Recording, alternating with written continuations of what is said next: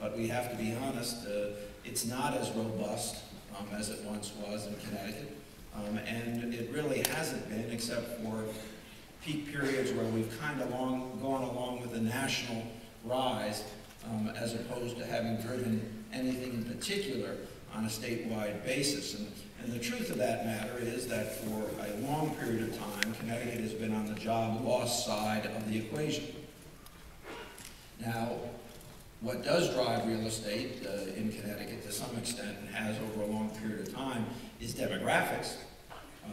More and more people are living in smaller and smaller houses, and close to a majority of rental units are actually occupied by a single person in Connecticut.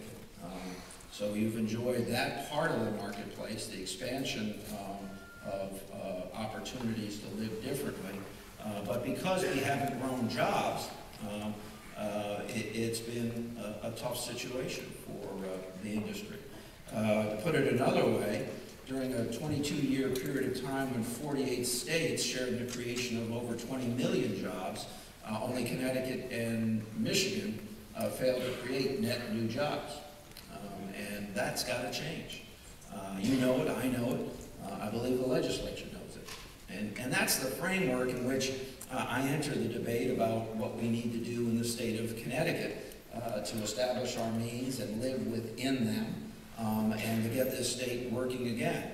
I've said to the business community, Connecticut is open for business. I've brought that message on an individual basis to many of our largest employers and many of our medium-sized employers. I want people to understand that Connecticut is in the process of changing its ways. We've got a pretty big hole right now that we've got to dig our way out of, a $3.3 billion deficit on an operating basis. That wasn't created by me. It was created in the prior administration. In fact, on November 15th, I was handed a budget that was $3.5 billion out of balance at that time. We've seen some additional income projections, so it's about 3.3. And that was on a current services level. That was just a budget that said if we did everything as of July 1 that we're doing this year, we would be $3.5 billion out of budget, that budget said. And the reason for that is relatively simple.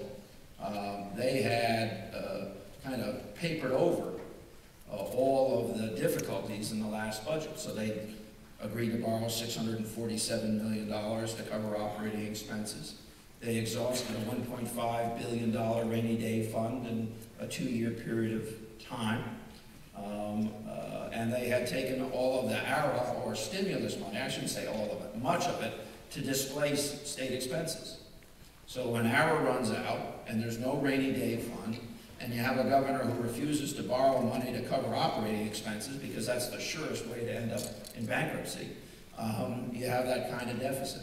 So I've taken it head on, even understanding that what we have to do is recreate our state in a far more competitive model so that we can begin to attract jobs. And the way I'm doing it, and everybody can argue about it, but it is based on about $1.8 billion in cuts and about $1.5 billion in revenue. And this is an audience that should understand why I'm looking at the revenue side. If you examine how other governors are handling this particular problem in their own states, and many states have a problem, although we have the biggest on a per capita basis, what you're seeing happen is states cutting their state expenditures, but in essence shifting the obligation to local communities. Now that's happened very slowly over a long period of time in Connecticut. That's what's put so much pressure on property taxes. But in the last 2 years, New Jersey shifted $3.6 billion in expenses, and New York proposes in their new budget to shift $4.65 billion from state government expense to local government expense. And I decided that was not really winning. And the reason is that we are more dependent on property taxes than any other state in the nation. And if we did that, it would shift a gigantic burden to property taxes. And that is a measurement where we're already losing. In fact, some of our biggest employers complain that the property tax is the largest tax that they actually pay to the state of Connecticut, and it is disproportionate to any tax that they pay in any of the other jurisdictions that they operate in. It's one of the reasons, I believe, that we've been on the losing side of job creation for a long period of time. So what I'm attempting to do is to balance this budget, lay a course for future growth, make systemic investment, for instance, in transportation, where we have lagged for a long period of time, and our transportation fund would have also been in deficit.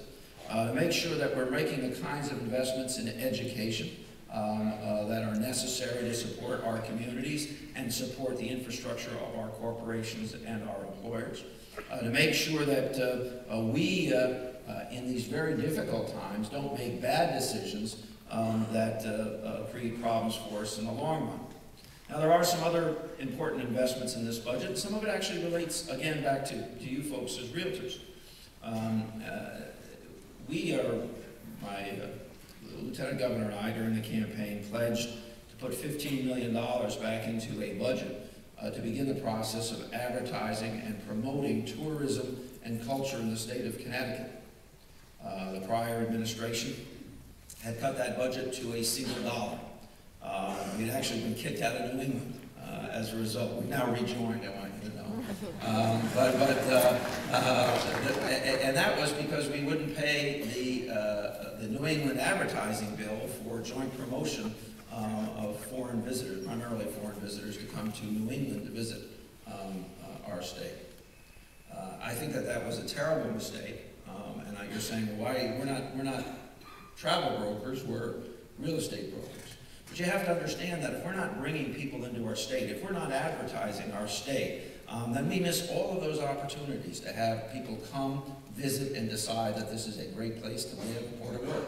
If we're not bringing in large conventions and shows to our facilities as they're spread out around the state, we're missing that opportunity. If we're not using those dollars to define who we are, then somebody else defines who we are, and we lose all of those opportunities. So that investment is made in this budget as well.